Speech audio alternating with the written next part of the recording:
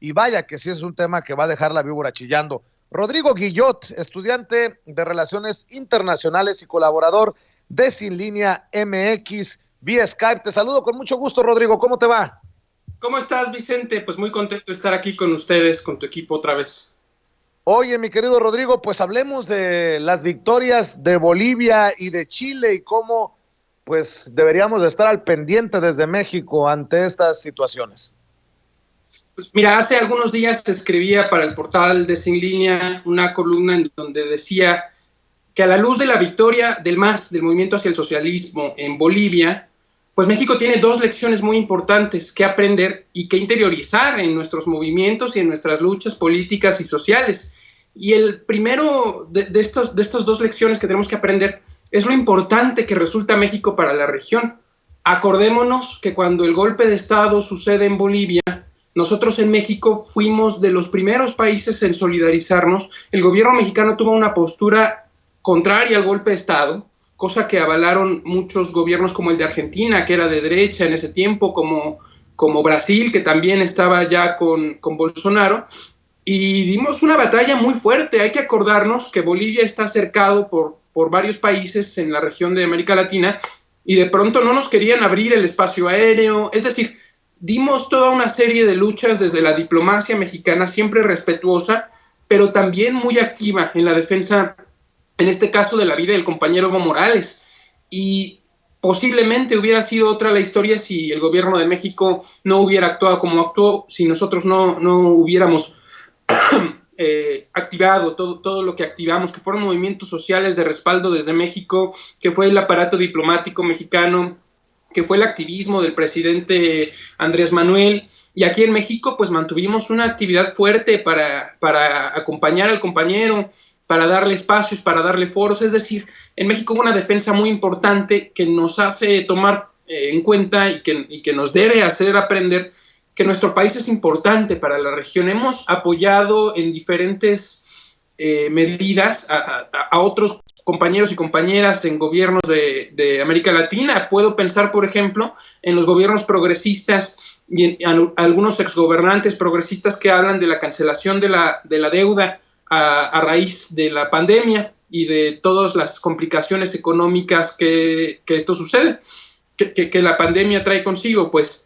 Y México apoyó a Argentina en la renegociación de la deuda con las instituciones financieras internacionales, es decir, no jugamos un papel pequeño, estamos defendiendo a Centroamérica de la política antimigratoria agresiva, militarizante de Estados Unidos, y hemos hecho diferentes defensas de los países hermanos, de los pueblos hermanos.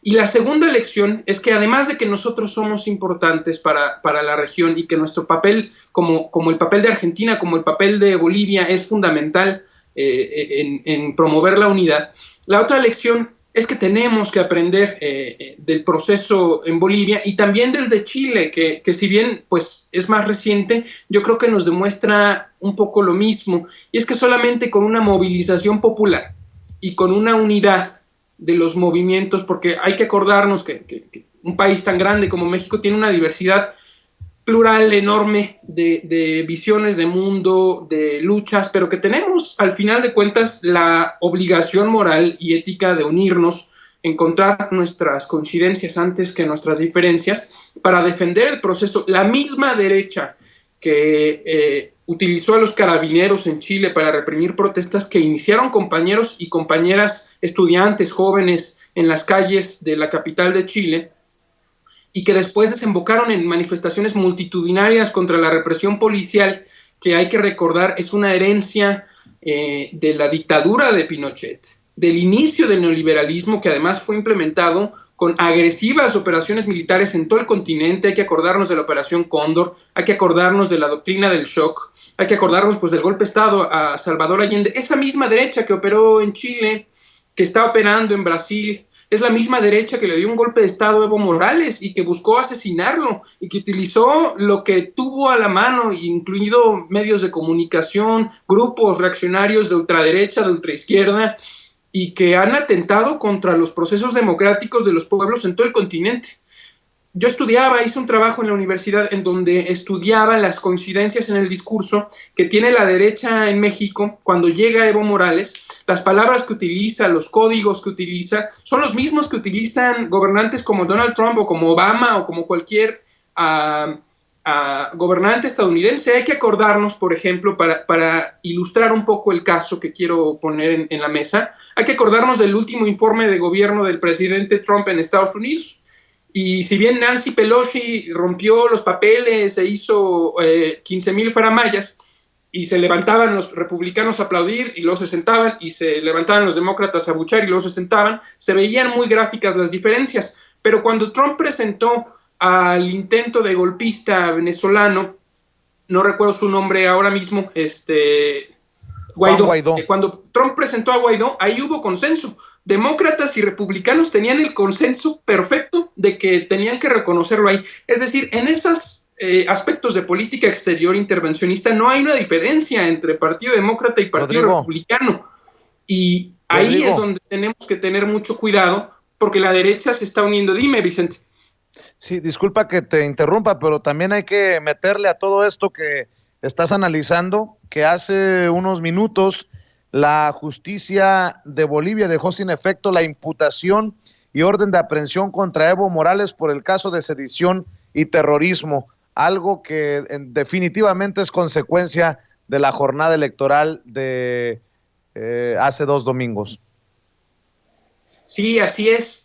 Pero la jornada electoral no hubiera sido la victoria que fue si no hubiera habido una movilización multitudinaria. Y una cosa que me llama mucho la atención es que, al contrario de lo que pareciera, y es que la pandemia nos asustaría, que nos sacaría de las calles, que nos haría replegarnos, pues al menos en Bolivia y en Chile se demostró que ni las operaciones de terror en donde se utilizan las fuerzas del Estado, los militares, las policías, y toda esta serie de mecanismos de represión, de espionaje, de difamación, de fake news, todo el operativo golpista y represor no funcionó, y tampoco funcionó el miedo natural a la pandemia. Es decir, creo que Sun Tzu, un estratega chino muy famoso, que dice que no ataques a un enemigo cuando está sin posibilidades, cuando está rodeado, porque es cuando más va a pelear. Y parece que nuestros pueblos están sintiéndose ya, o estaban sintiéndose ya tan rodeados,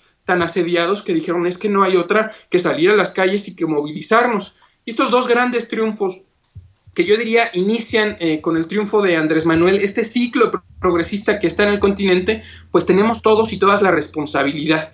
Y aquí en México, pues no podemos darnos el lujo de estar peleando en divisiones internas, de estarnos tirando unos a otros, unas a otras, en solamente ambiciones personales o políticas que son legítimas, lo ha dicho el presidente, pero que no deben ser la prioridad de la agenda política ni pública del país.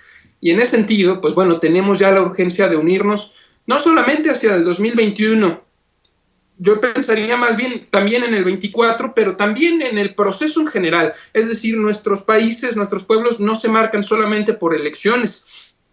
Cada región en México, yo pensaría en 3, norte, sur y centro, pero también hay muchas diferencias entre ellos, tienen sus propias lógicas de organización, de movilización, sus propias demandas, y entonces necesitamos articularnos en muchos sentidos, y pues es una tarea que ya urge, Vicente. A mí me han criticado mucho, mi querido Rodrigo, pero creo que está quedando claro por qué México debe de aprender, América Latina debería de estar al pendiente de los casos como el de Bolivia, el de Chile, se viene Ecuador, la situación en Venezuela, para entender nuestra realidad, y eso es lo que buscaría uno, ¿no? Desde nuestras trincheras independientes, ver lo que ocurre alrededor para entender en dónde estamos parados. Mira, decía, desde la época de los liberales, Porfirio Díaz se hizo muy famoso porque él tuvo un periodo en la Guerra de Reforma, él fue un general liberal, después pues bueno, se volvió un dictador terrible, pero él cuando era presidente hizo una frase que es famosa hasta las fechas, ¿no? Que es tan lejos de Dios y tan cerca de los Estados Unidos.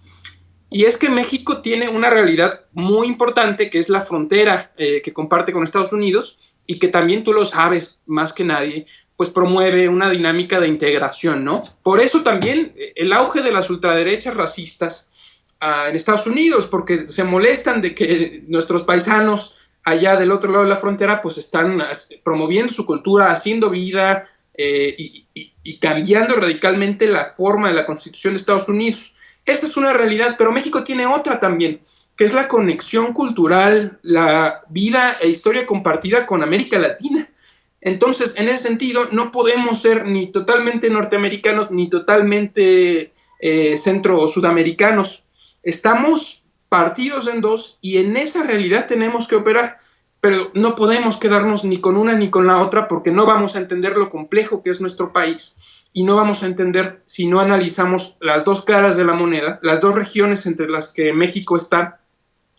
Si no analizamos estas dos caras de la moneda, pues no vamos a entender las decisiones del gobierno, los problemas a los que se enfrenta el gobierno mexicano y las alianzas que hace en ambos sentidos. Es paradójico, pero a la vez que pareciera que Andrés Manuel y Donald Trump se entienden perfectamente, al mismo tiempo México puede hacer una defensa de la soberanía de Bolivia, cuidar la vida del compañero Evo Morales y hacer toda esta serie de negociaciones, de operaciones que van en contra del interés intervencionista de Estados Unidos. Es decir, manejamos una paradoja muy contradictoria, pero que hay que saber manejarnos en ella, porque de otra manera pues no vamos a poder operar. No podemos ser y nunca lo hemos sido parte de la dinámica solamente de un lado de la región.